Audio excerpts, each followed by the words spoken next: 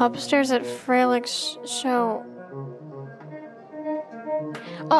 Upstairs at Froelich show 301 Real 1. Please.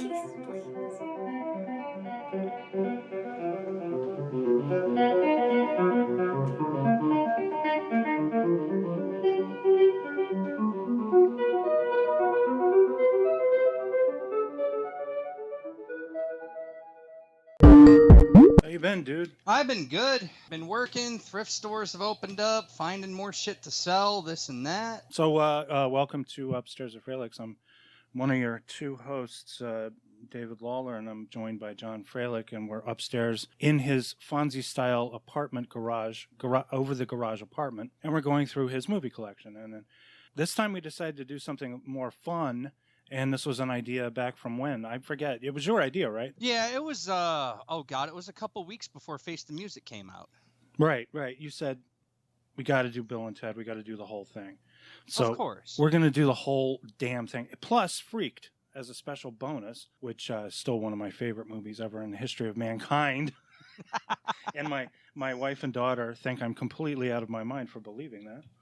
I wouldn't go that far, but I really, really do like Freaked. It is just so wonderful. But first we got to talk about this because, well, I mean, this goes back to, well, I think the movie was first shot in 1986. 87. It was shot around 86, 87. Maybe they were gearing up for it at the end of 86, shot through most of, I guess, for 1987. They were aiming for 1987 or 1988 release date. Unfortunately, I think this was Dino De Laurentiis' production company. Yep. And it had went belly up. He just gone bankrupt around that time. Even though, I mean, like they made a lot of money from what I understand, DEG, because they had relatively the majority of their movies were low budget, but they did make money, and they made a lot of money on the home video circuit. But But then they had a lot of big flops. The big one being Dune. Yes. Dune is the reason that DEG was in dire fucking straits. I would also, if I may contribute, what might have contributed also was Stephen King's Maximum Overdrive, because I do know there was a very expensive lawsuit as a result of that. Another one, I just had it. King Kong Lives, that's another one. King Kong Lives, I get, yeah, that was definitely not a big hit. At least not on the order of the first. 86, you had like this big string of flops in 86. Yeah.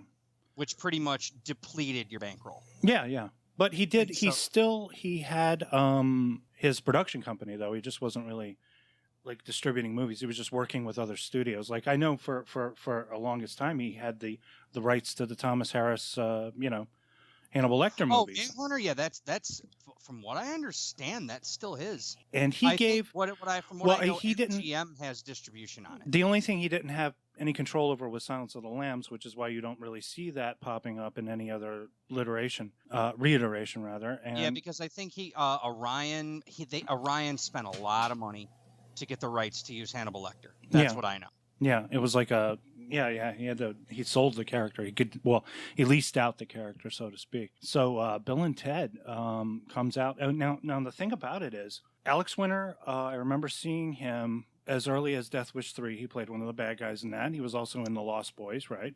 And that's the only two movies I remember him in. I don't remember him in anything else other than Lost Boys and Death Wish 3. Yeah, and then there was Keanu Reeves, who I had remembered seeing from a movie a while back on HBO. Actually, it was an HBO movie starring Charles Bronson where he played the union leader, Jock Jablonski, who was murdered by these hitmen that were hired by a union rival. Portrayal in popular culture. Here we go. It's a movie called Act of Vengeance. And Act of Vengeance. I know what that movie is. Yeah, and it had two Ellens in it. It had Ellen Burstyn and Ellen Barkin.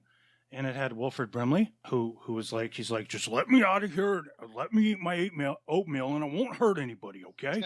Yeah, let me eat my Quaker Oats in peace. And I won't hurt anybody, I promise. Me and Don Amici are going to get together, and we're going to jump in that pool. That's three different references. Hoyt Axton, of course, Maury Shaken, the great Maury Shaken, from War Games, if you remember, he says to Eddie Deason, Mr. Potato Head, back doors are not secrets. Yeah, but you're giving away all our best tricks. They're not tricks. Just remembering that. Anyway, Keanu Reeves is all the way down in the bottom of this list, playing a character named Buddy Martin, who's just an idiot hitman, because these hitmen are They eventually accomplish their job, but they're stupid. So, and then Keanu Reeves, I don't know, there was only after that I remember because I didn't watch Bill and Ted. He did a made-for-TV movie with Drew Barrymore called Babes in Toyland. Babes in Toyland, Drew. What are we doing? That movie, I remember. Unfortunately, this is again a long time ago. I remember when McDonald's used to sell VHS tapes. Oh God! Maybe they had what you mean, like a sell-through rack. They had like some kind of a cardboard thing. Like if you bought a Big Mac or something like that, you could get a VHS for $1.99. They sell you a movie with a Big Mac. Yes. Now I have a question. The first time they did it, it was a very small run. It was with Orion. Okay. So they were carrying Orion titles. I remember the tapes you could buy. It was Dances with Wolves. Babes in Toyland, and maybe like Mermaids. Or the Silence of the Lambs. No, the Silence of the This was around 91. This was like while Silence of the Lambs was still having its big theatrical push. No, they should have had totally. They could have done this incredible thing with. They couldn't do like that kind of a hard R movie like Dances with Wolves. I don't even know if that's rated R. They should have. They missed out. They should have had a picture of Hannibal Lecter, and it's like I ate a Big Mac with some fava beans. Some fava beans and a nice Big Mac.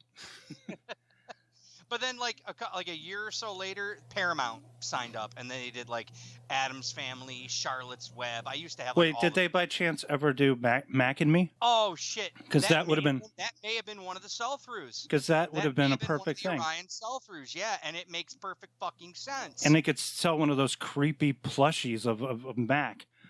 Along with it too, the messed up eyes and everything. The point is, that's how I first knew who Keanu Reeves was. Like maybe I already knew who he was for Bill and Ted, but I'm saying the earliest I ever saw him was a 1986 made-for-TV movie called Babes in Toyland. And that was a McDonald's VHS that I got back. And you remember the Paula Abdul Rush video that he was in? Well, that was 91 though, dude. That was 91. Yeah, I know. He was starting to develop a buzz. I had a girlfriend that had a total crush on him, and I bought that record for her.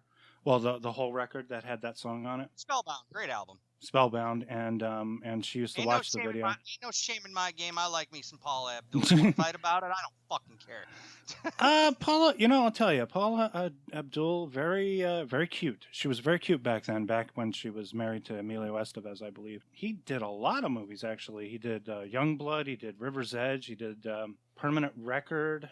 He did Dangerous Liaisons. And a lot of those movies became underground hits after he broke out. That's right, yeah. And there's like another one, Prince of Pennsylvania. And then there's also Parenthood, where he has the immortal line, "That is one messed up little dude."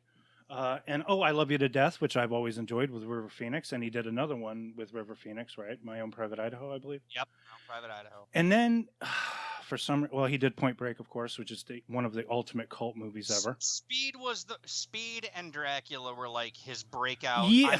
I'm an A-lister. The thing it's so weird that they would cast, because I cannot buy Keanu Reeves. You don't buy Keanu. I don't buy Winona. All right. I don't buy Winona, but he's like the main reason to watch that movie is basically Gary Oldman and Anthony Hopkins. We've had this discussion ad verbatim about how it's like chewing the scenery. Your leads suck. Your secondaries are better. Well, yeah, they're the reason, the only one. It's like I love you, Mina. I will go to Budapest. It's like I know kung fu, and I will kick Dracula square in the balls. So I want to say, well, I really, it's really great to be back doing this and everything. It's been, as we said, it's been a terrible summer. I really want to thank you, John, because you went and recommended these. I was like, I don't know if I want to see these. And then I watched them all in the weekend, and it was like the happiest time I ever had. It was fantastic watching these. This is like going back and kind of remembering what it was to be a kid, like back in the early 90s, for me anyway. I first saw Bill and Ted's Excellent Adventure on VHS, in my old little bedroom that I used to have. I had the video game on NES. I really liked the movie. There was a game. I know, believe me. Getting the game was the worst idea known to mankind. Well, not only was there a game, there was a short-lived TV show, from what I understand, as well. I used to watch that show, but I wasn't that big on it. You can't really. It's like Keanu Reeves and Alex Winter. They have they're a special breed. I think it's really difficult to kind of to be those characters in a TV show. It is. Even though it writes itself. They played the voices in the first iteration of the show. Mm-hmm. They did, and it was like even then the show wasn't that great. Now on a same kind of tangent, Back to the Future, okay, Yeah. pretty much one of the top 5 greatest trilogies of all time. They did a TV show. I never fucking watched it. Yeah. Yeah. Okay, Well, and I love Back to the Future. Okay, like I love Back to the Future more than I do Bill and Ted. Bill and Ted owes a little bit. I would say it owes a little bit to Back to the Future and Doctor Who. The MTV generation made Bill and Ted popular. But this was a very different MTV far though. Off tangent, but I think you can agree with me that Bogus Journey is like the MTV movie. Very much so. Yeah, yeah. You can tell. Well, you can tell even just looking at it, because I think what they were going for was some kind of a metalhead thing. And the thing is, the bands that appear in the first movie you don't really know, but you definitely know all the bands in the second movie. Even though they changed the timeline, because when the movie starts it says 1988, but you and I both know it was finished in 87. It should have came out in 87. The music that was in that movie was relevant to time. I mean, shit, you had Jane Wiedlin in the movie playing so weird to see her, Joan of Arc, and she was in the Go-Go's at the time. Yeah, it's sort of a weird thing, because came out, the Go-Go's are broken up. I was well, we should probably just give a little bit of the story here, right? So I mean, there's really not much to say about the movie, at least compared to Bogus Journey and Face the Music. This is very kind of streamlined. It's run of the mill. Bill and Ted, they go to school. They're not doing very well. Their history professor, their history teacher, Bernie Casey, in the movie is about to fail them unless they can come up with like an absolutely awesome, kick-ass freaking final report or something. And so they wind up it's sort of a Deus Ex Machina thing, I guess, where they're visited by George Carlin. Hold on, but that's where that's when we get the immortal line: "Strange things are afoot at the Circle K." Yeah, but it just has to be strange things are afoot at the Circle K. There are weird little. It's almost like this Rain Man thing where you feel like neither one of us can talk like fucking surfer dudes from the 80s, okay? Because we both are East Coasters. I can sound a little bit like Keanu Reeves the way I'm talking right now. Like, welcome to Upstairs at Froelich. Fuck can't. Excuse me a sec. What? There are moments where you feel there's a kind of Rain Man, idiot, brilliant autism going on between Bill and Ted, because they'll just stop for a second and say something ultra witty, and then they'll get back to wherever they were. All of a sudden, they know all this fucking knowledge about everywhere they've been. Well, that's the power of the montage, because we have montage. Yeah, exactly. Montage. We were just watching Team America the other day. Again, my daughter looks at me like I'm completely out of my mind, and I'm laughing my ass off at that. Like I was an arts hard, I'm telling you. Any of the movies that I like, okay, like I've just gotten my son into football. I'm kind of proud of that, because I was nowhere near into football at his age. Yeah. But most of the movies I've shown my kids, they brush them off. They're like, my daughter. They're like, no, this movie's not great. I showed my daughter a bunch of movies. We've been watching a bunch of movies. Mostly, we showed her a bunch of M. Night movies, and she's just like, meh. I showed her Psycho 2, Psycho 3. I showed her Psycho, the original, Psycho, the remake, and let Psycho me guess, 2, and she Psycho wasn't 3. impressed. She was like, meh. Oh, and we argued constantly about Norman Bates and his motivation and everything, and she's at that age where she thinks she's smarter than me, I don't know. Do you have a 13-year-old? But that's all teenage. Hey, I just had this discussion with my buddy. I said, how old's your kid? He goes, 14. Oh, yeah, she thinks she knows better. She thinks she knows more than you do. Yeah, she thinks, all adults are idiots, too, and she's so smart and everything. It's wonderful. I love her anyway, but what are you going to do? I'm hip and cool. You're old and lame, so you have no idea what's going on. So they go through, I don't know, they get a time travel machine because Rufus... Well, yeah, because Rufus played by George Carlin, with the phone booth, and then he says, this is how you're going to pass your history report. You're going to go back and you're going to talk to all these historical figures, live it out, and then they get the brilliant idea to bring them with. Now, apparently Bill and Ted are like incredibly important to the future. But you see, the best part about Bill and Ted is that it proved Avengers Endgame theory about if you take something out of the past, it's not going to affect your future. I guess not. You see, well, because you got to remember. The thing is, 89, it was always about it's always called the sound of thunder. Step on a butterfly in the past, it'll fuck with your future. That's what everything was back in the 80s. So you got to give Bill and Ted some credit for changing it up, basically saying that if you take something out of the past, it will not affect your future because your timeline is straight. All you've done was create a tangent universe. Yeah. I feel like more thought was put into this than James Cameron put into the first Terminator movie, because there were so many things about that made no sense to me. You've got time paradoxes. You've got all this other stuff. It's like, again, they did the basic, contrarian way of time travel. Even Bob Zemeckis, to a point, did a contrarian version of time travel. Chris Matheson and Ed Solomon, they're writing this screenplay. They're going, hey, what if we try this? Yeah. Now, I did want to mention that Chris Matheson and Ed Solomon. Chris Matheson is the son of Richard Matheson, the great science fiction writer. I can't believe that. He wrote I Am Legend, The Box, lots of things. They were buddies, and they did a stand-up routine, basically. They were a team, and they came up with this Bill and Ted thing, and they took it to nightclubs, stand-up comedy joints. They were a big hit for a while, and I guess somebody saw their act and said, hey, make a movie out of that. So they were like, okay. So they wrote the script, and they got Stephen Herrick. This was his second movie, I believe. He did Critters first, which I saw. Yeah, he did Critters first, exactly. I saw that in the theater, actually. Fuck you for that. I'm not, well, I thought Critters was 86, dude. I was only 4. I love Critters, but I wish I could have seen that at the theater. You know what I mean? It's kind of like Gremlins with the F word. I mean, there's a scene I don't know about that. No, there's a scene where they're chasing after these critters. This guy fires a shotgun, and one of the critters says in his alien language, and it's subtitled "fuck" because it was PG-13. At least you could say that. You could get back in PG-13. You can get away with tits and 2 uses of the word "fuck" back in those days. Well, I watched Once Bitten. It was like his first movie ever. I had to watch it for a review that I had to write.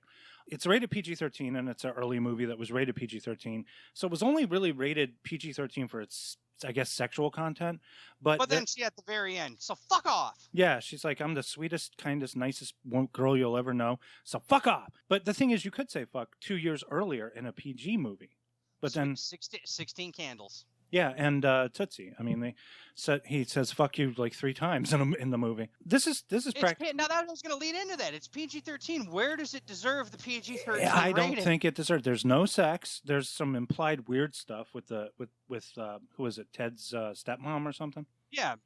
Ted's stepmom who later becomes Bill's stepmom. Remember when I asked her to the prom? Yeah. Shut up, Ted. That was the kind of stuff that had me kind of shaking my head. I was like, oh.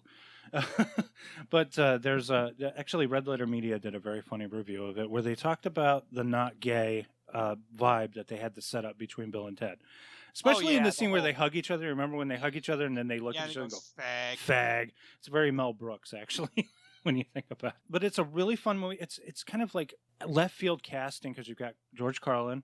You got Bernie Casey, and you have Jane Wiedlin. She was only like a part-time actor. It's so weird that they would cast her as Joan of Arc. She only gets like 2 lines in the movie, but she's. And then the year prior. Now I am saying the year prior for 87's sake. Mm-hmm. The year prior, she was in Star Trek 4. Yeah, Star Trek 4 again in a very small part, but she's like cute as a button in this movie, and she's so tiny too around all these people. They just.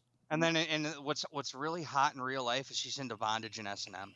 Yeah, she is a weirdie. But, that's hot, though. She's talented. And then there's my other crushes in this movie. It was Diane Franklin. Diane fucking Franklin, man. Unfortunately gets replaced, and they just keep getting replaced. They're like the kids from vacation movies. They just keep getting replaced. But they do wind up as Bill and Ted's wives. They do. Saves them from the royal ugly dudes. I also want to mention true nerd alert here.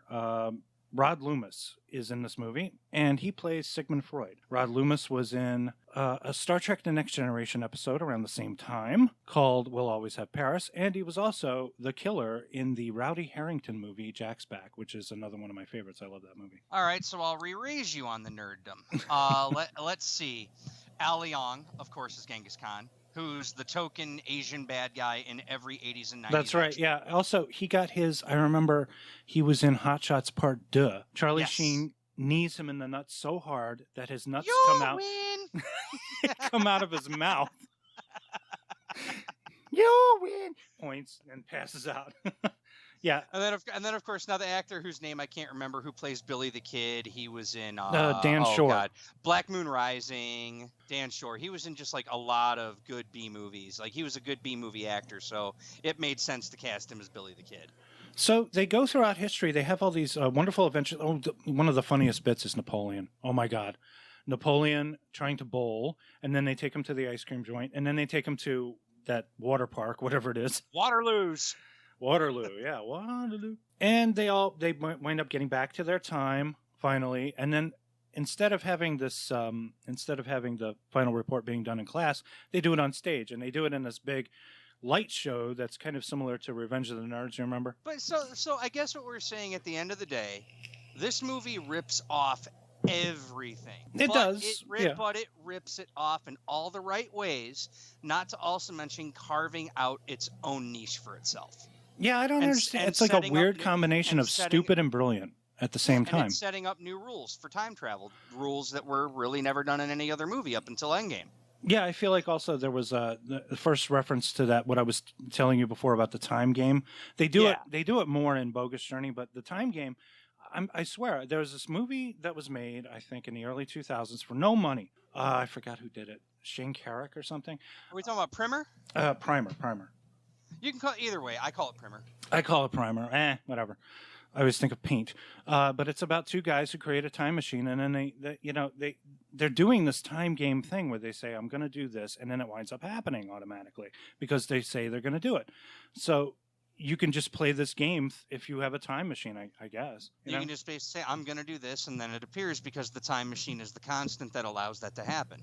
If the time machine were not a constant, then it would never happen. So, I mean, again, a great way of taking an old idea and putting a new, fresh spin on it. Like this was, I will say this, movie itself is derivative. The time travel idea and all the ideologies they threw behind it were all original. Right. And that's what separates it above all others. But then, I mean, didn't they get ripped off themselves? I mean, what is Wayne's World, essentially? It's two metalheads. But you could, but that's the thing, though. You could basically say it's like, yeah, Wayne's World ripped off the central idea of Bill and Ted, but they did their own thing.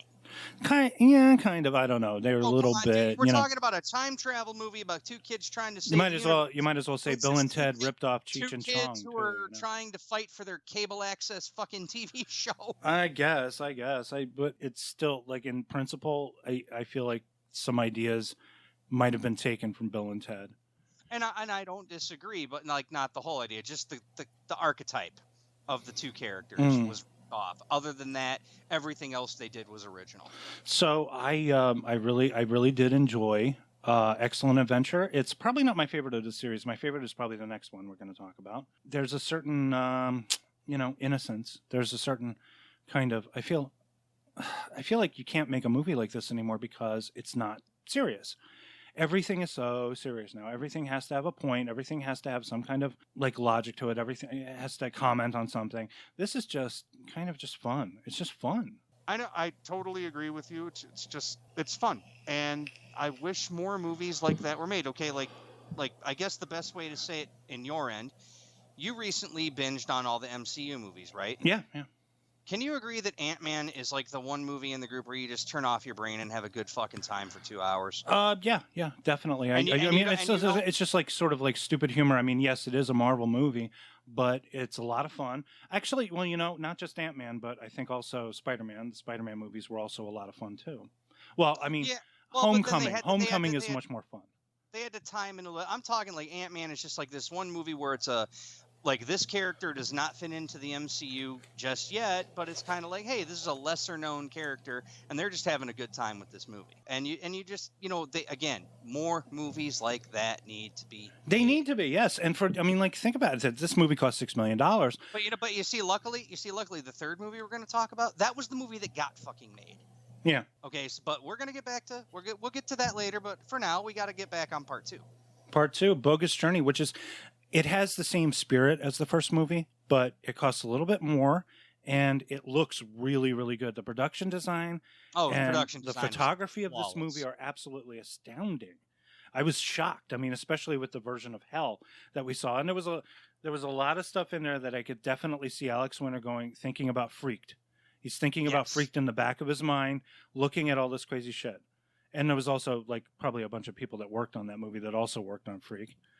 Well, Kevin Yeager. Yeah, and it's whoa. Now, I guess they passed their class, or they got a C at least. I'm not sure. Well, yeah, because they even said it's like you have to get an A to basically pass, so you probably got a D, and you passed the class. So all we know is this: it's 2 years later. Bill and Ted are out on their own. They really jumped on this one too quickly, right after the first movie.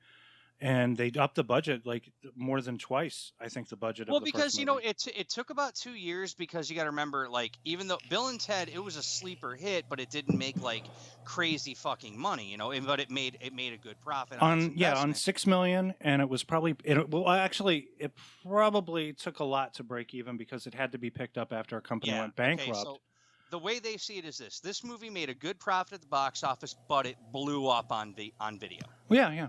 Video. And when Orion at the time, this is not 91, they're desperate for a fucking hit. They did have a tie-in with a very popular soundtrack album that I bought. I bought that soundtrack album, but I bought it mainly just for the Kiss song because I really loved. So did I. The Kiss. I found mine. I had a little local collectible shop we had in town, and they bought used CDs and shit. I bought a bunch of CDs from there. One of them was the Bogus Journey soundtrack.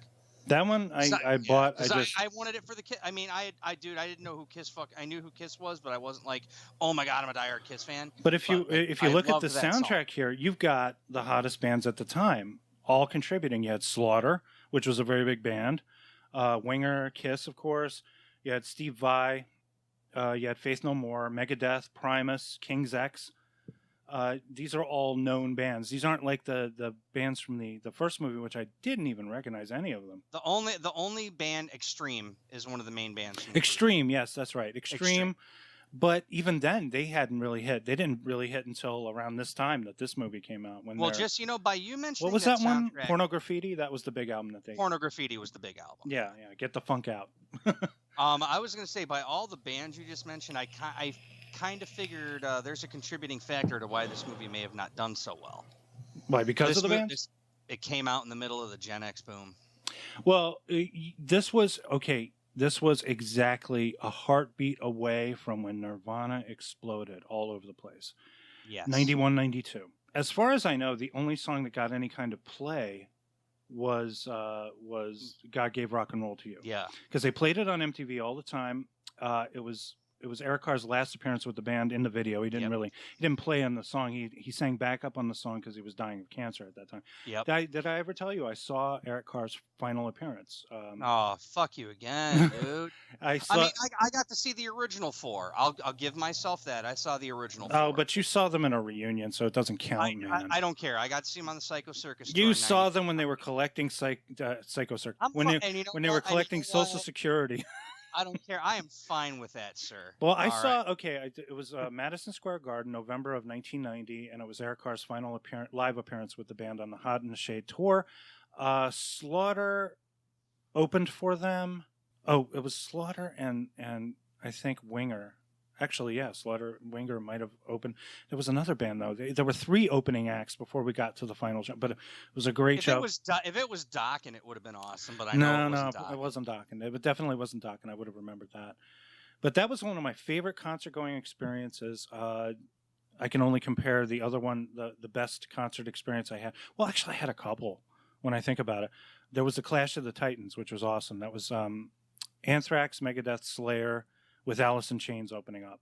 And then fucking not Chuck D, but Flava Flav jumped on stage with Anthrax, and they did I'm the Man. And that was like one of my most awesome experiences ever seeing that. I've only got 2. One of them was Bob Seger and the Silver Bullet Band. Saw them with my mom and dad. Only concert we ever went to as a family. He's a Michigan rock hero. He's my wife is from Michigan, so they everybody who's from Michigan has to have like my dad spent a lot of time up there, and he related. So a little portrait of Bob Seger with and it was halo. Just, dude, it was just cool to see, to go with your parents to a show, because not many parents. I don't know. Most parents take their kids to a concert they don't want to see. And it's very rare when a child and their parents can go to a concert together and enjoy it. If it were anybody else but Bob Seger, I would. It's kind of like going to see. It's kind of like going to see Hootie and the Blowfish with your grandparents or something. Best example I can give. My first 2 concerts I ever went to. One was Styx in 1996. The other was Aerosmith in '97. My uncle went with me to both shows because my parents hated Styx and they hated Aerosmith. I remember I got to see Van Halen, but it wasn't anything cool. It was neither Hagar nor David Lee Roth. It was Gary. I saw Gary Cherone too. It was Gary Cherone, yes. 98. I was at that show. Who was the lead singer of Extreme, remember? Yeah.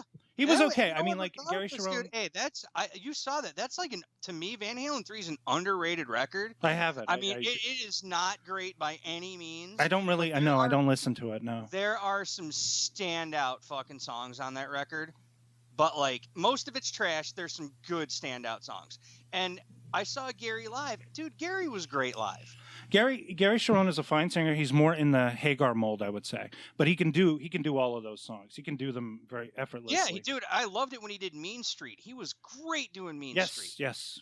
And he could do Why Can't This Be Love just as, Yes. different than Sammy, but he could do it good. Yes.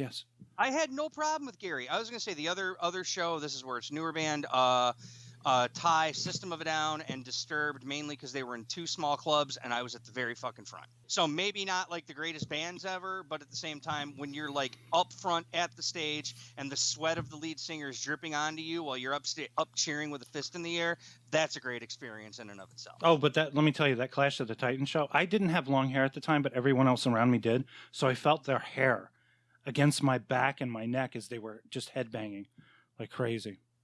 You see, and we're talking about this because this does have relevance because the end of this movie's a fucking concert anyway. We're just drawing comparisons. That's here. right. Well, I did want to mention one other thing about God Gave Rock and Roll to You. I think that was the beginning of the resurgence of Kiss. It started around that time because that song wound up being added to Revenge, which became their first top 10 record in 10 years or something. And because of Bob Ezrin. And it was because Bob Ezrin produced it. He produced that record. Alive 3 came out, also a big hit.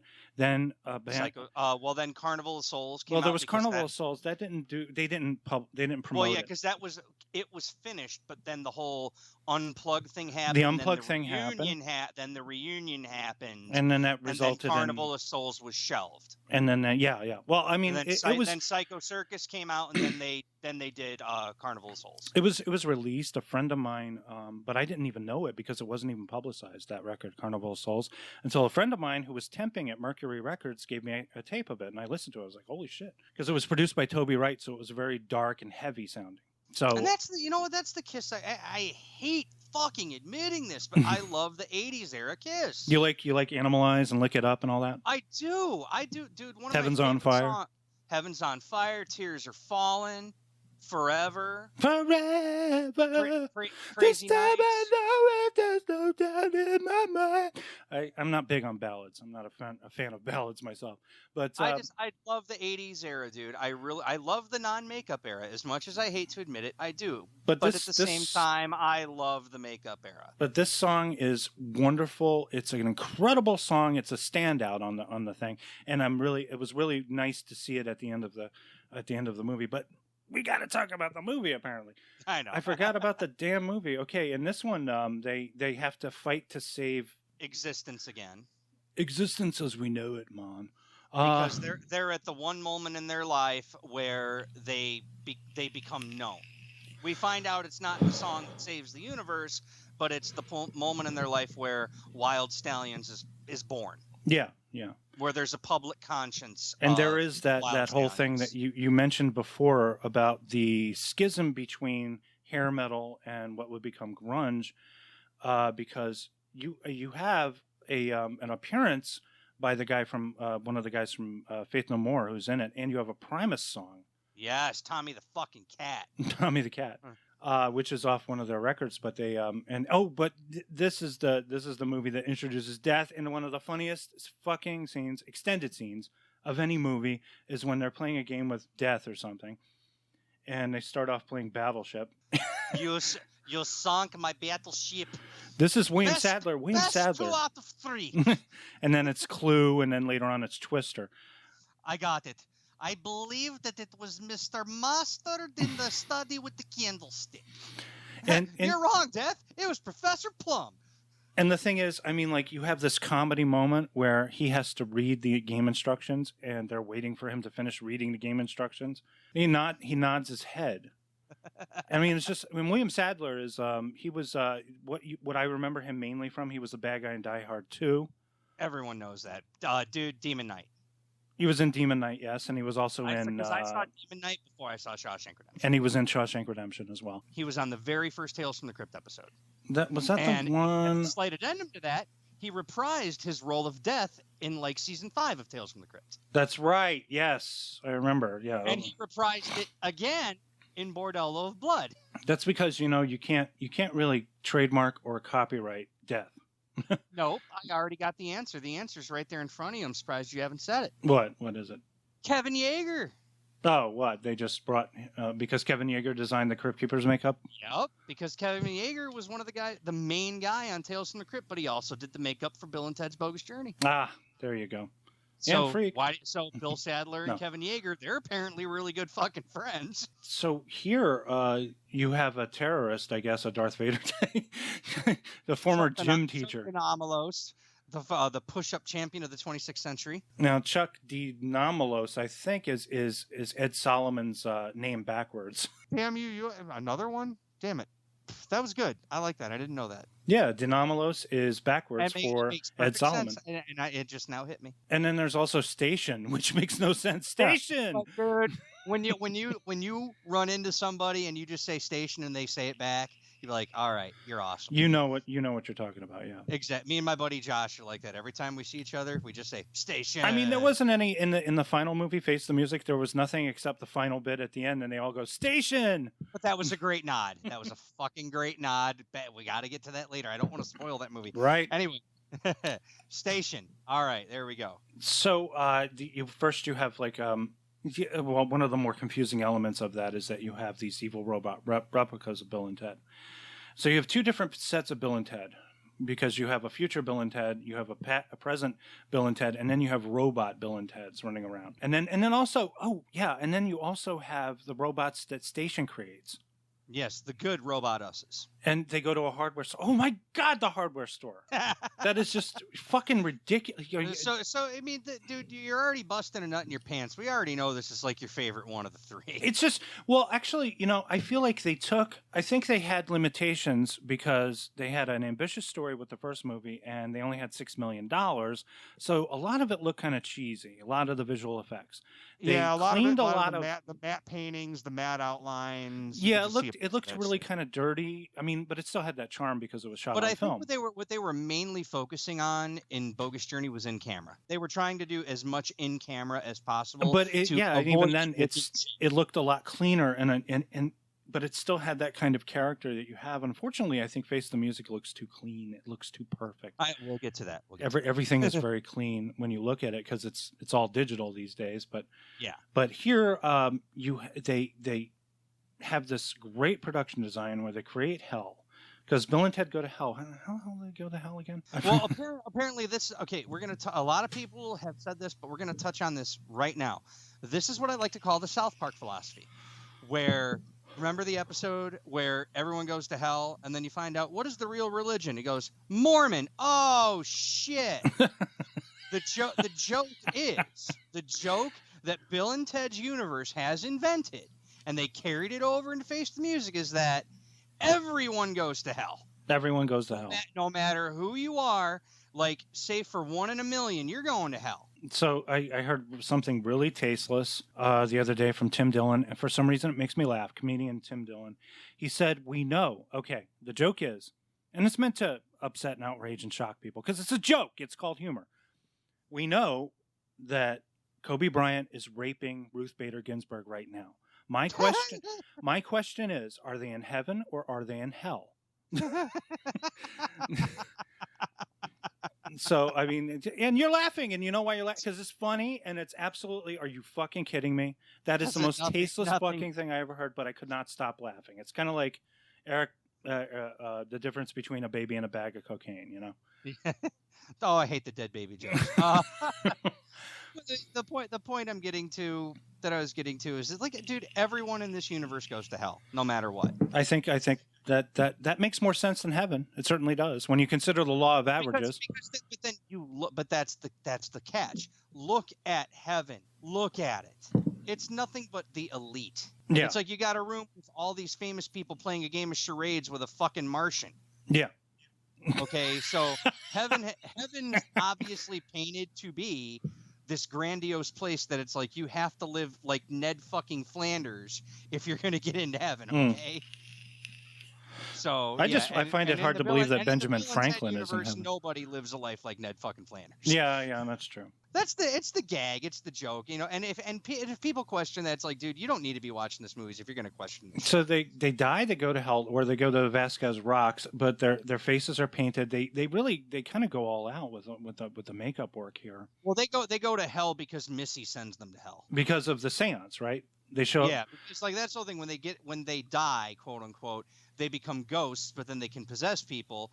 They possess and right, he possesses his dad, and his dad does this. And then his commander, he does this incredible impersonation of Keanu Reeves. It's fantastic.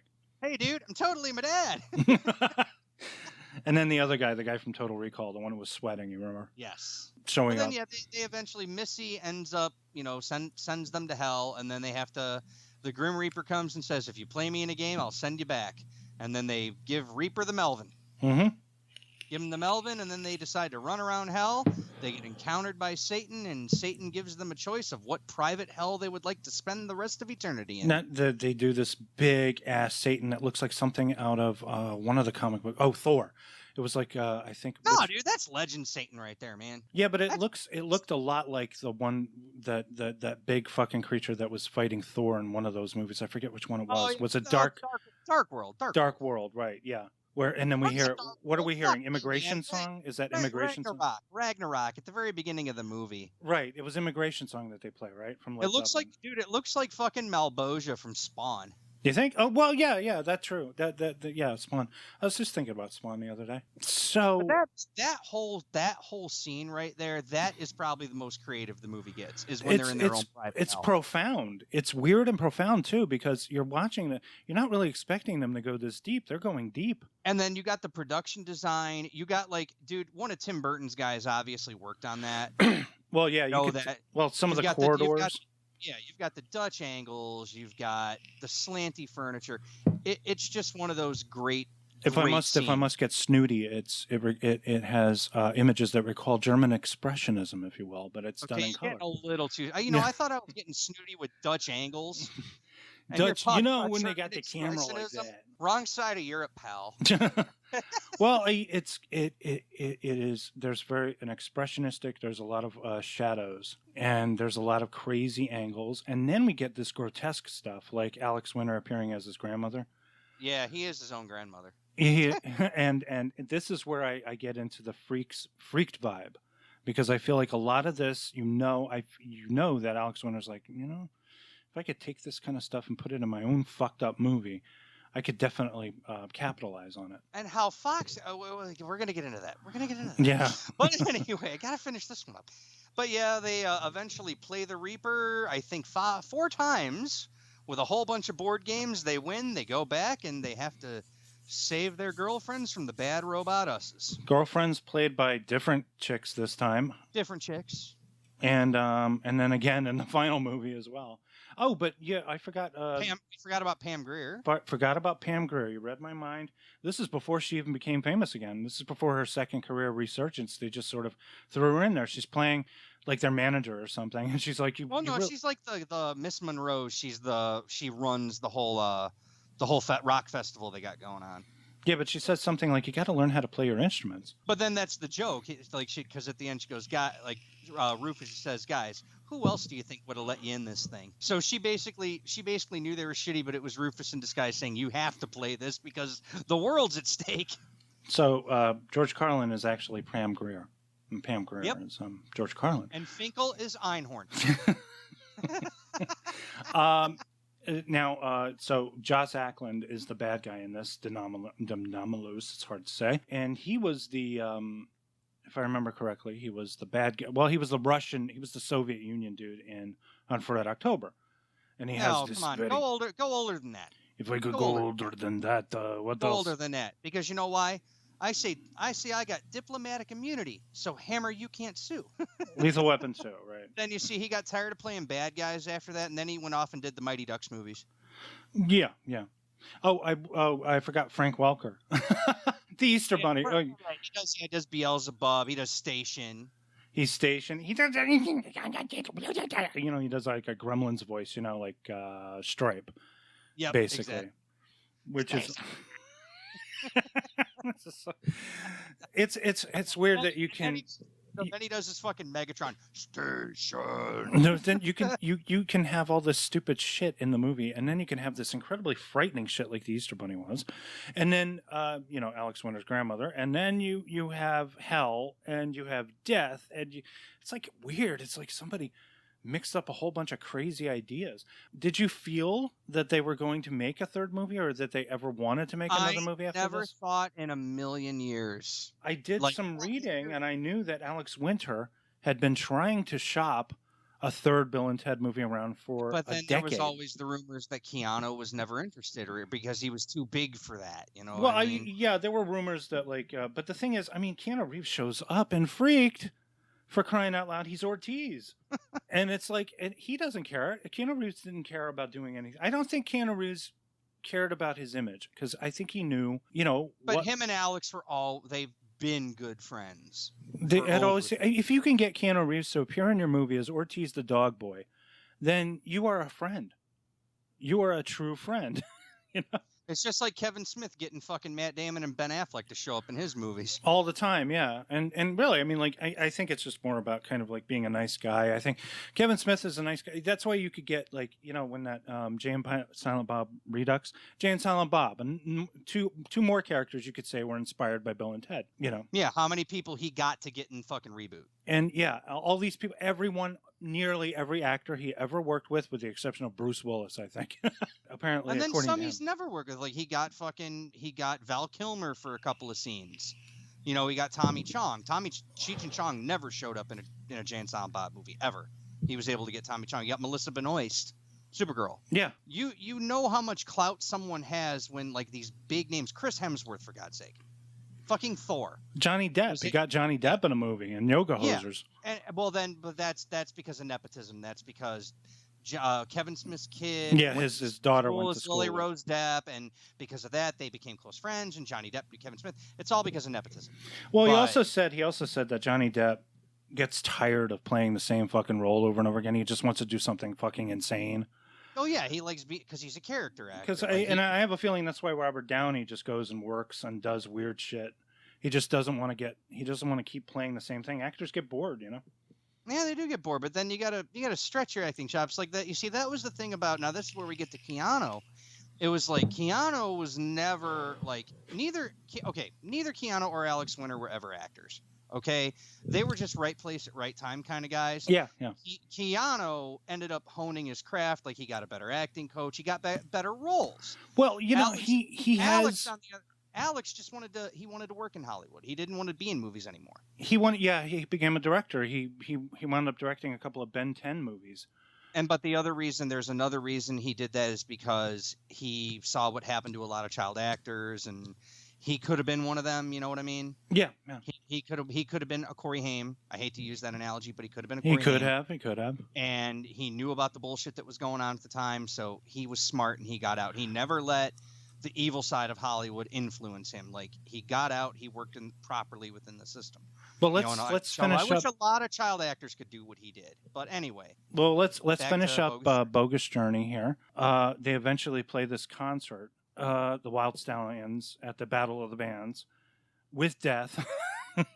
Death showing up again. You might be a wimp or a little street sweeper, but sooner or later you dance with the Reaper. So that's why I feel like we've completed the cycle and we have closure with Bill and Ted at the end of the movie, because we see all these newspaper ads. We see that Bill and Ted have children, and we assume they're boys because there's a little Bill and I like how they played with that for the sequel. Now it turns out, you know, those newspaper clippings, that was all done in post. The writers actually had nothing to do with that. I found that out. Well, it was just okay. So it was just sort of added then. Right, that was added as a credits thing. They really were expecting to end this. Then. Yeah, like they least the studio thought this was it. There was going to be no more movie. You know, nothing else is going to happen. These characters are done. They've done what they're meant to do.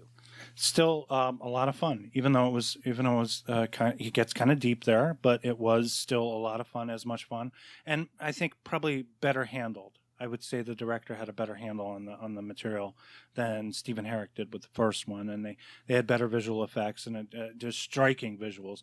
It's amazing to me, really, when I think about it, because this movie and Freaked, you wouldn't think to think this. They're beautifully shot. And they should have been nominated for Oscars. They were so good. The photography was so good. But you don't do that. The Academy doesn't do that. Of course not.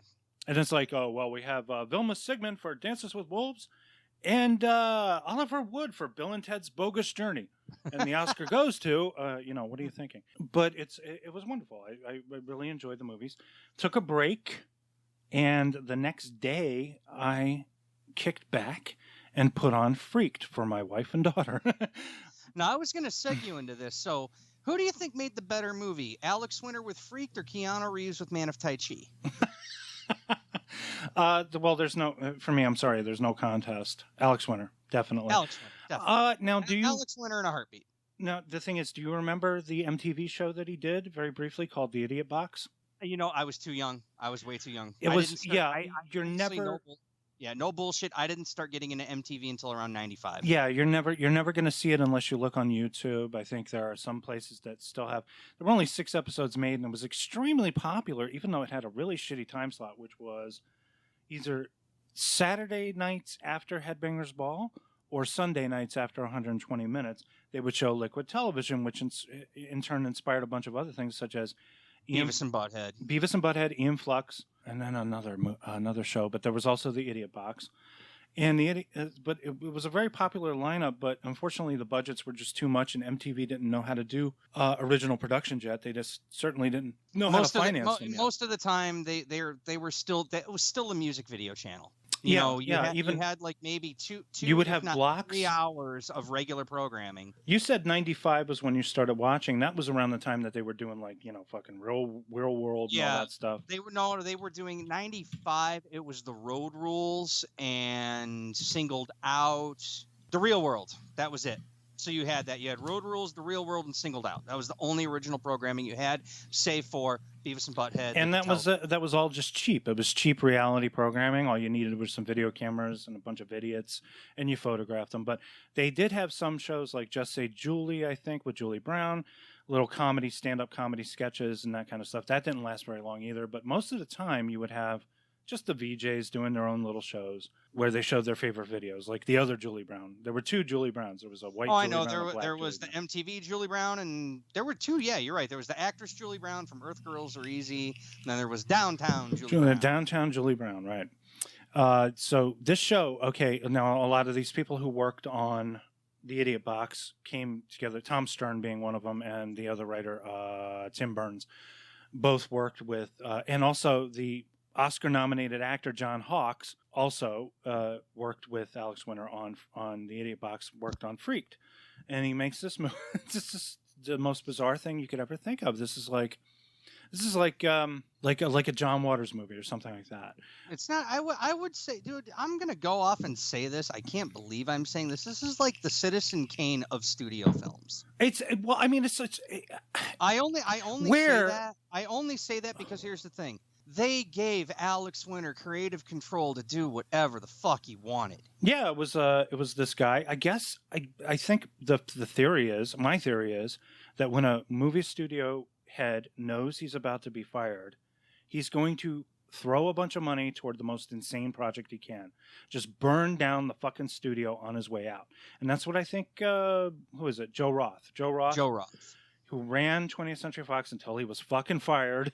And they had already gone into production. They were just about finished up. They were about to get ready for post-production on this movie. Yeah, I thought I heard they were done. They were almost done. They were working on the soundtrack, and they were working on a couple of special effects sequences that they couldn't finish, which is why the movie's running time is kind of truncated when you look at it. Peter Chernin comes in, and he's like, what the fuck is this? You spent $13 million on this thing from the guy from Bill and Ted? Yeah. And they're like, no. Okay, all right, fine, fuck. We have to call it a write-off on our taxes. So we'll put it out in a couple of theaters. You can't have your Iggy Pop song. They had Iggy Pop. He had done a demo for the theme song, so they had to go ahead and use a Henry Rollins song. instead, which is great. I love that song because, Oh yeah. again, sets the tone. You were not expecting this. Bronwyn had heard of the movie, but she had never seen it because, of course, it really only got like, one small. It played like in 2 or 3 theaters just to satisfy the contract, I think, and then it got the video like release. Most other people saw it on HBO, and then it played on HBO, and that's where it got most of its. Anybody who remembers this movie usually just remembers from seeing it on HBO, and that's where I saw it too. I saw it, I was like, "What is this? Oh my god!" Well, the reason they picked it up is because it was one of the random. It was a PG-13 movie that they could play during the day. I guess, yeah. I guess it fills up the time slot as much as it can. On top of that, HBO worked with Fox exclusively at the time. Like, remember when the movie had its first run on cable, like not pay-per-view or nothing like that? Yeah. The one thing you could assure yourself was on HBO back in 93, 94, if it was a Fox movie or a Warner Brothers movie, it was getting its first run on HBO. Maybe, yeah. But So you're looking at this thing, and you got Mr. T, you've got Brooke Shields, you've got Randy Quaid, and also William Sadler's in it too. Yep. They brought him back with his creepy smile.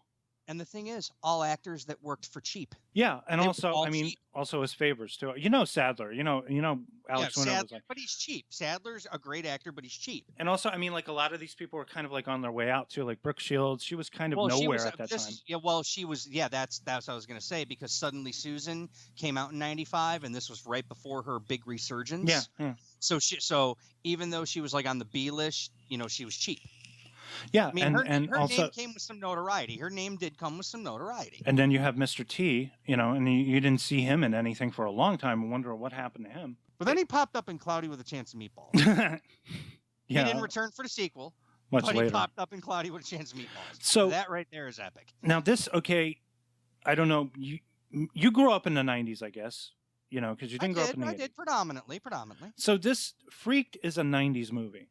This is a movie you will not see in any other time period. It belongs in the 90s. It is a movie that belongs in the 90s, along with a lot of other weird left field stuff. Do you remember a movie called Freeway with Reese Witherspoon with and Reese freaking Witherspoon Kiefer Sutherland and Kiefer Sutherland and Brooke Shields also in that? I love that movie, but that was the thing though. I had the original poster of that movie.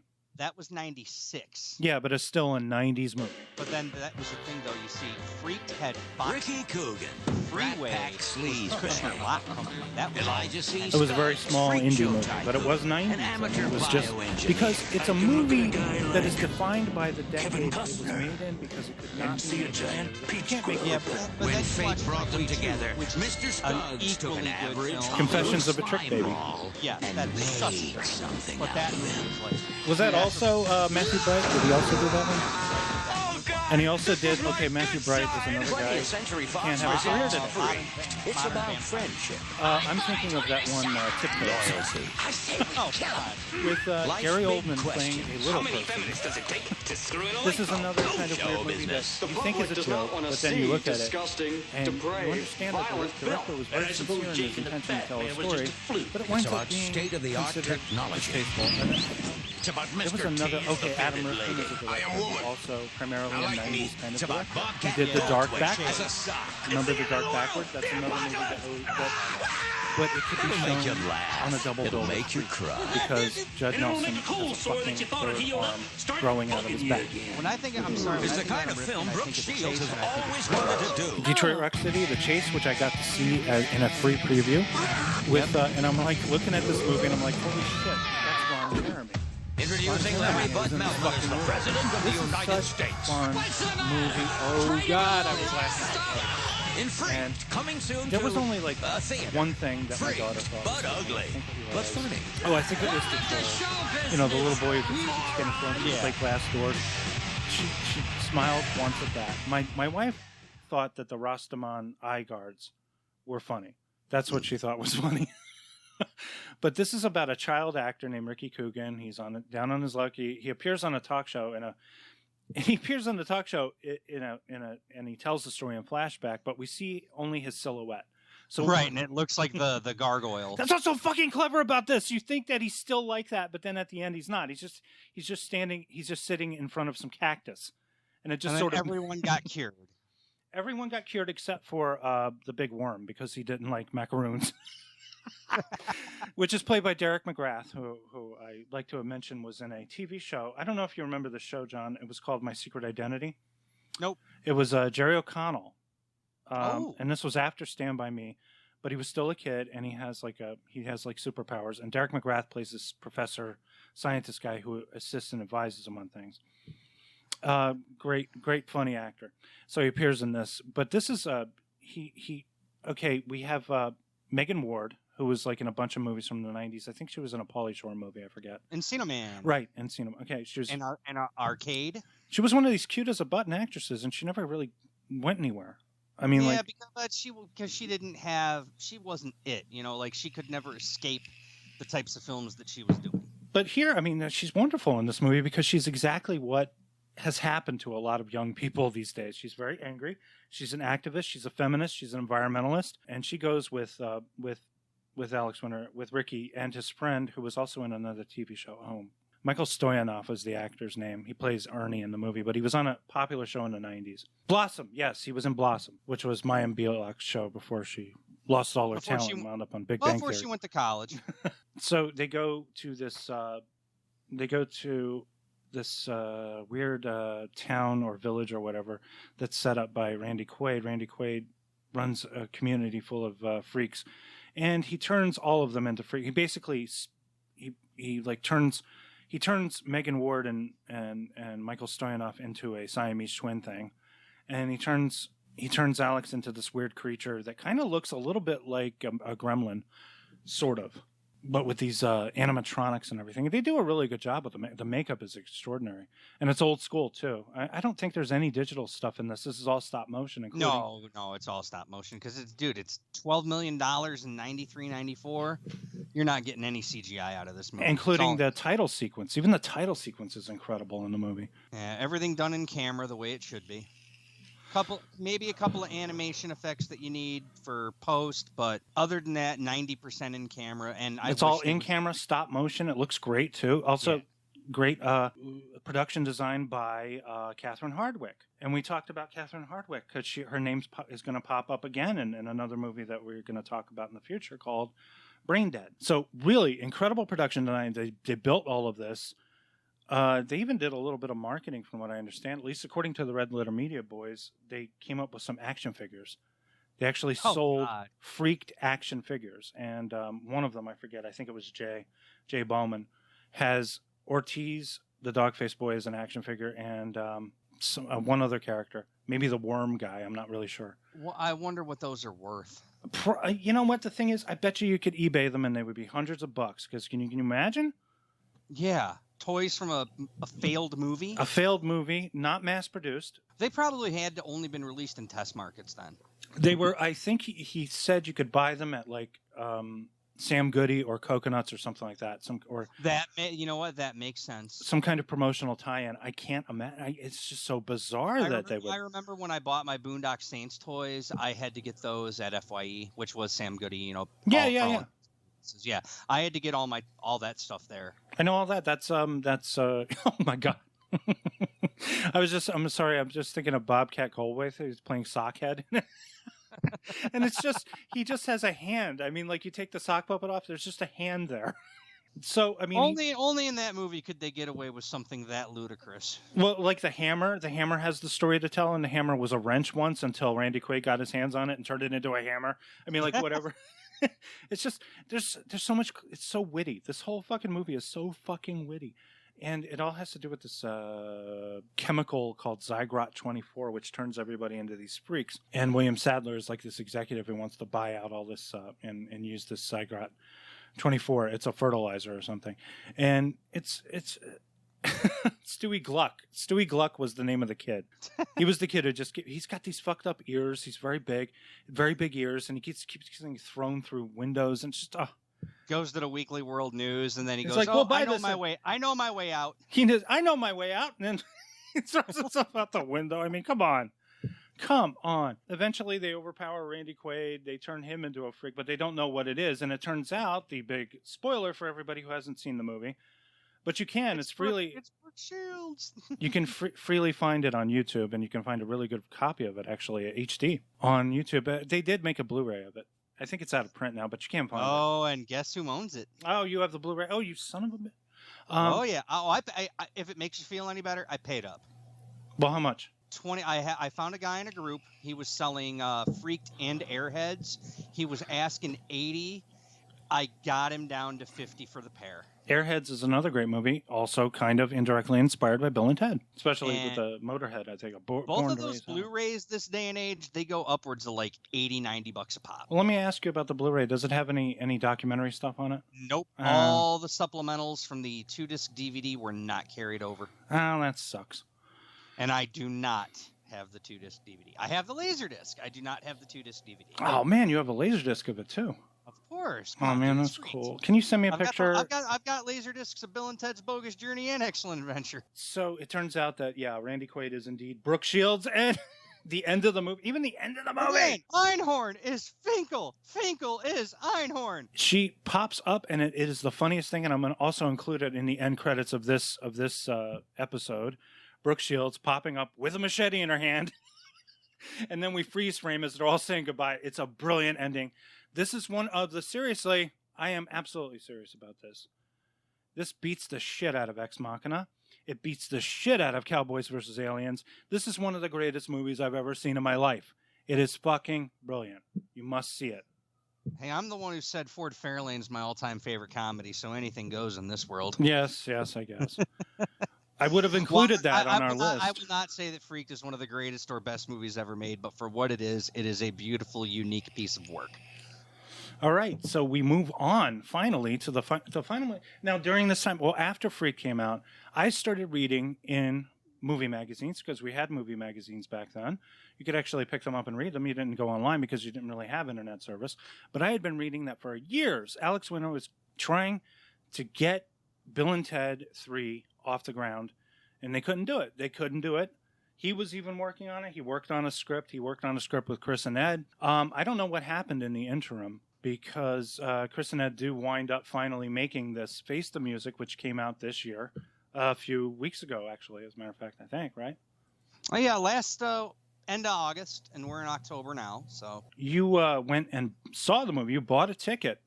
Yes, I did. And you saw it. Can I ask you about your experience? Now, did you have to do the fucking social distancing bullshit? Well, if it makes you feel any better, I was one of 3 people who saw that movie. In the theater? In the theater. There were only 3 people in the... Only 3 people in the theater. Were they in the... were they... They were in the top. They were in the top row. I ended up sitting like 1 or 2 rows forward. You have to wear a mask when you're leaving. You have to wear a mask in the lobby. You have to wear a mask when you're taking a leak. Uh-huh. Let's just say this. I do not look forward to going back to the movie theaters anytime soon, but for Bill and Ted Face the Music, I made an exception. So, well, I want to ask, was this because it was mandatory that there be social distancing, or is it just because people didn't want to go to the theater? I think it was a little bit of both, not to also mention more people wanted to stay at home because you could rent it on demand. Well, I wound up seeing this on my favorite service, cumstream.com. No, I'm just kidding. No, that's another joke, another Tim Dillon joke where he talked about Cumstream. Someone should come up with Cumstream and make it like a porno streaming site. But anyway, no, I watched this through other means. I have to say I enjoyed the movie. I think it was probably, the thing about it is they managed to get away with some stuff that we know are contrivances, that we know are that are certain things you have to do in movies these days. Now, one of the things they really did that I found interesting, they feminized this movie incredibly, not only by changing the sex of their children to girls. When the girls did a fine job. They were wonderful. They were wonderful in the movie. There's a lot more women in this movie than there are men, though. It's mainly just Keanu Reeves, Alex Winter, William Sadler, and maybe the guy who plays Hendrix, of course, and some of the past musicians and everything. But even like George Carlin's daughter is played by Kristen Schaal, who's a very talented comedian in her own right, and she does a fine job in this. And it didn't piss me off as much as it does usually these days when I see things being changed just to be more politically correct. They did a fine job. I think mainly, and I'll tell you why. They were not scared of making their female characters look just as stupid. I think that's what it was. None of these people were brilliant. That's what I liked about it. But then you could say that the girls are savants, especially when it comes to music. Yeah. Because they are a walking encyclopedia of music. They know everything about music. Well, yeah. Well, that follows just the theory of, like, if I have a daughter and you have children too, they're going to be smarter than you, and they're going to eventually surpass you. And they're going to do it probably at an earlier age, right? And they were only 24 in the movie. Yeah. But I have a feeling my daughter's going to be brilliant in a few years before she's 24. Well, you already said she's an outside-the-box thinker, so... Yeah, she is, because she thinks everything I like is stupid, so that's just the way she is.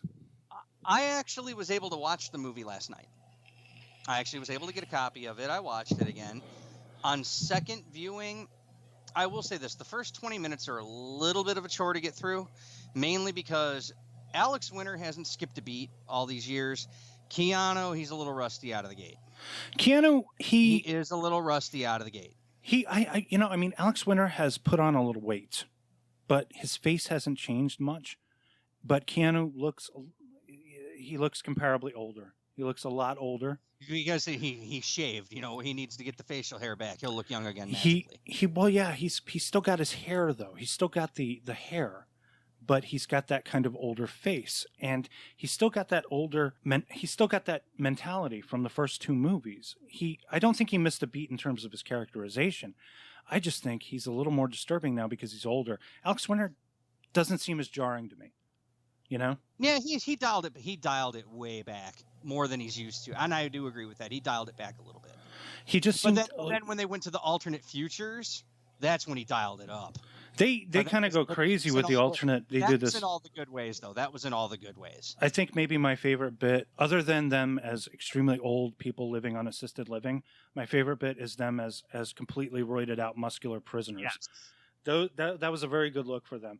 I will say the girls are wonderful. I thought the girl who played Keanu Reeves' daughter, very much like him. You said that too.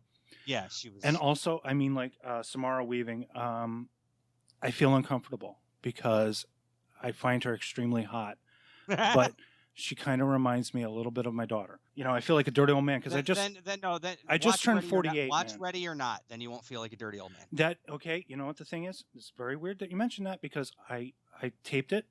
I recorded it off a cable, and we're going to watch it sometime this week. And you said it was on your top 10 list. Yeah, it was on from my top last 10. year. So I was like, oh shit, I'll tape this and we'll watch it because it's Halloween season. So we're going to be watching a lot of horror movies around the house. So I'm going to watch that. I forgot. I didn't know that she was in that. I think she's absolutely gorgeous. She is like a hotter version of Margot Robbie, I want to say.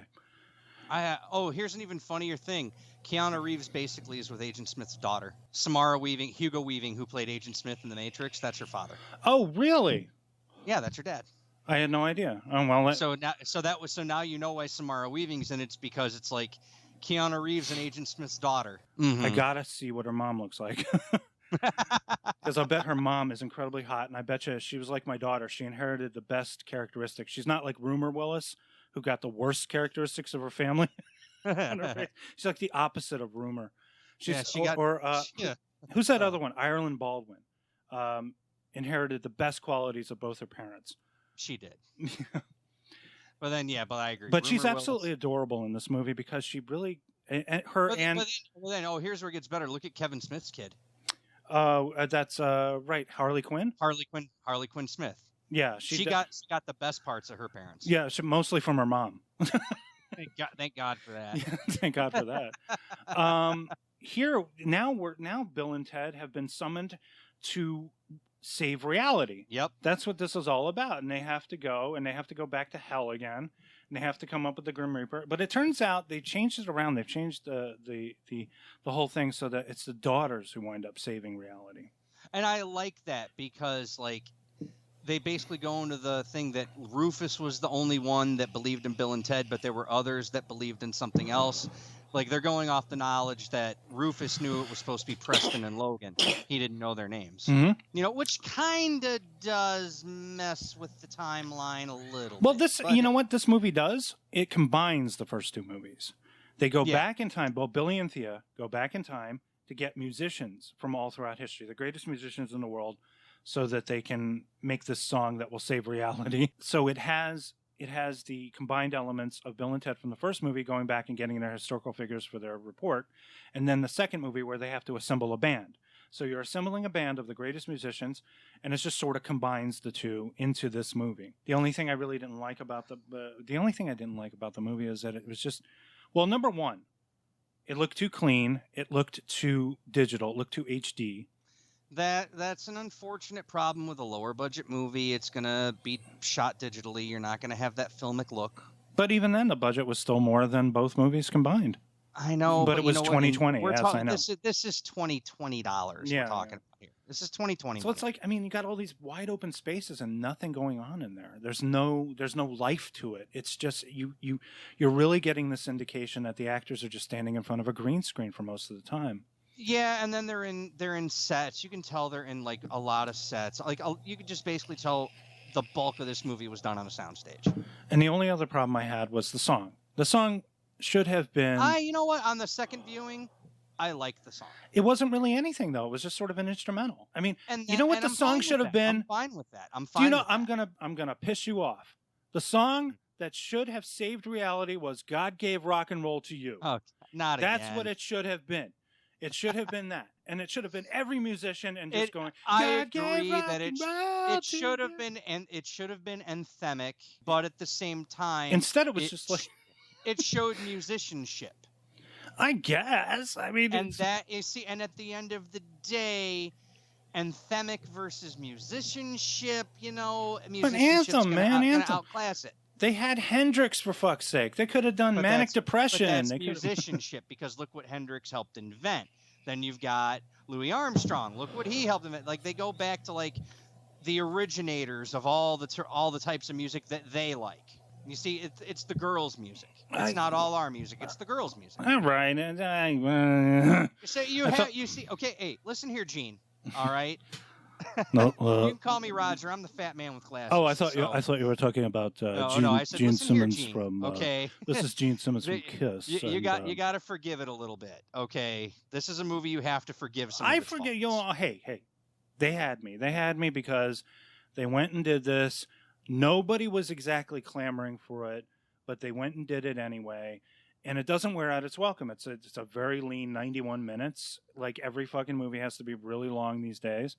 Yeah, and I'm glad that they shortened it up. And once more, they got a lot of help from people. William Sadler helped produce this movie. He got this movie made. Alex Winter helped get this movie made, you know? But you see, I think one of its greatest strengths is where they got the director. Now, everyone calls him Dean Parisot. I don't know why. But I'm going to be a little more snooty, and I'm going to say Dean Parisot. Dean Parisot. Okay. Well, let us check the pronunciation. There's no check. It's called The Fucker Made Galaxy Quest. Enough said. All right? They got the right guy. He hasn't. They got the guy that made the best Star Trek movie ever made. Okay. Well, he didn't really make that many movies. He made. Well, before this, he made the sequel to Red 2. I haven't seen the first Red, so I have no idea. It's a bunch of, I heard Red 2 was not that good. And Fun with Dick and Jane, which was a movie that Jim Carrey made with Taya Leone, but it was shelved for like 2 years. But it made money. It did make money. And then Galaxy Quest, he made. You see, the thing is with Dean Parisot, he's like Peyton Reed. Okay, Peyton Reed did both Ant-Man movies. Okay, he's your guy to where if you give him the right source material, he's going to make a good movie out of it. It was fine. It was fine for what it could have. I felt like it needed. And it was perfectly fine. As far as I'm concerned, he did just fine, because he's one of those guys to where you could hire him if you give him a good script. But at the same time, he was passionate about Bill and Ted, so he was going to give it his own stamp, and he was going to make sure to make it right. No, he was married to. For a movie like this, you need a good director. Here's Alex Winter could have made it, but he chose not to. He wanted to focus on his character, and he gave it to somebody else. But I guarantee you, Alex Winter, Chris Matheson, Ed Solomon, even Keanu Reeves, they all signed off on Dean Parisot. Yeah. They all knew he was the right guy to make it. He's a widower now. He was married to Quentin Tarantino's editor, Sally Mank. Oh no, shit. Dean Pariseau was at it. Oh wow. Yeah, she was. She died in 2010. They had 2 children. Her last, the last movie that she edited, I believe, was *Inglourious Bastards* for Quentin Tarantino, and she got nominated for an Oscar for that. Yeah, she died on a climb in Griffith Park. I don't know, but yeah. Well, thank goodness Tarantino found Fred Raskin. Well, Fred Raskin, didn't he serve under Sally Mank? I don't know that. I don't know about, but like Fred Raskin's a really good editor. He is, but he's no Sally. No. So I mean, it's the movie's a lot of fun. Like I said, it's a little too sterile. It needed a little more dirt. That's one of the. I mean, but at the same time, this is a movie nobody asked. But you could have done this. You could have done this in Los Angeles suburbs, or you could have gone around and shot, and but.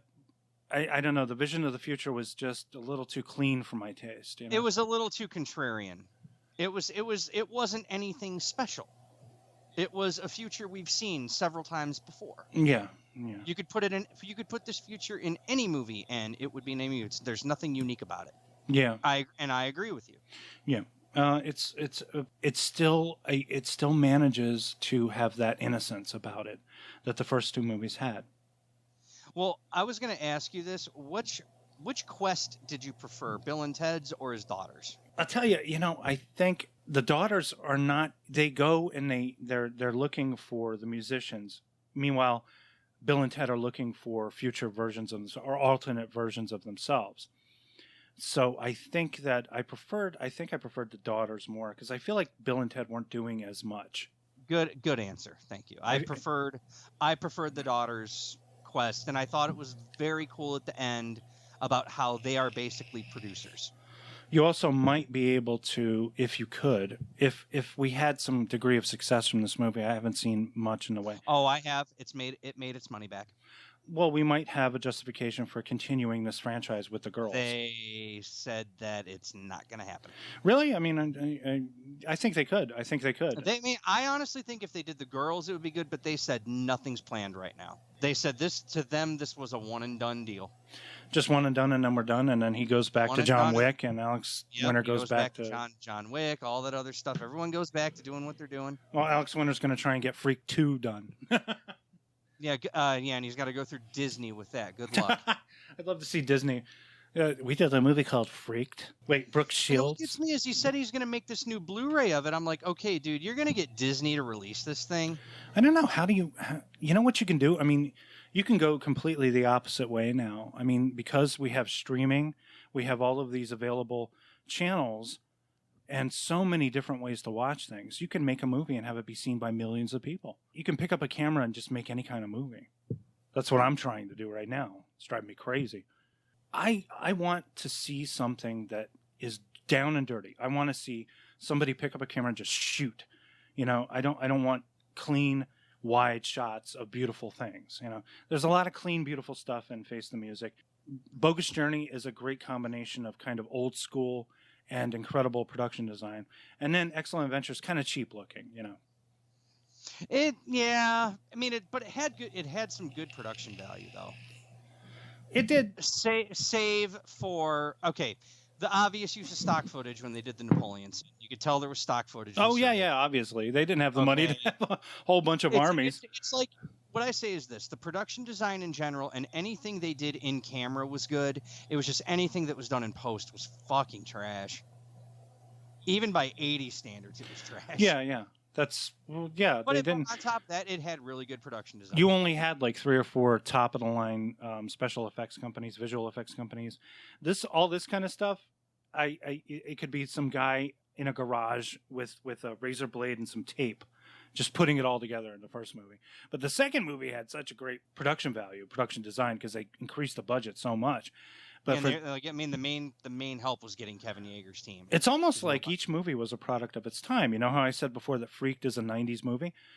Excellent Adventure is very much an 80s movie. Bogus Journey is very 90s. It has a 90s quality to it. And this movie is very much a product of 2020. This is how they're making movies today. But that doesn't mean any one of them are bad, even though they're a product of their time. They're all very good movies. There's no one bad movie. Not even Freaked. Freaked is wonderful. Citizen Kane of studio movies, like you just said. Every one of these movies is worth your time. You have to go out and see them all. See all 4. Actually, if you want to do it in the order in which they were made, because then it'll make more sense that way. And we encourage this. Any of the other Bill and Ted movies you can buy right now, but we give you our permission to go track down a bootleg or illegally stream a copy of Freaked. Yeah, go to cumstream.com. You'll be able to find it. Yeah, because you if you want to get this movie on DVD or Blu-ray, you're going to have to spend some money. And why spend a lot of it when you can watch it for Actually, free? what you can do, and I'm not condoning this in any way, is you can go to YouTube. You can copy the link from the YouTube and go to any of your fine YouTube to MP4 sites, and they'll convert the movie for you, and you can watch it on your television. There you go. But And that's Freaked is for- a movie and Freaked is on YouTube, correct? Freaked is on YouTube. A very Well, there nice, you- a very nice transfer of it is available on YouTube right now until they take it down. Then now you don't even have to illegally stream it. Go on YouTube right now and watch it. Just go ahead and watch it until Disney takes it down because it's not part of their branding. Even though it should be, there should be totally a Freaked cartoon. Come on, just like There should have been a Freaked miniseries. if they could should do a redo it. Clerks cartoon, they can do a Freaked cartoon. Thank you very You know what? That Clerks cartoon, while I love it, should have never happened. I enjoyed That it. should have never happened. I enjoyed it. I dude. enjoyed I it. enjoy it too, in all the wrong ways. I enjoy it. Especially but- when Jay and Silent Bob come out and teach these 2 kids a lesson at the end of every episode. It's fantastic.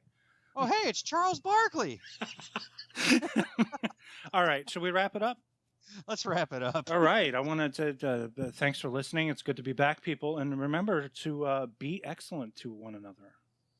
And party on, dudes.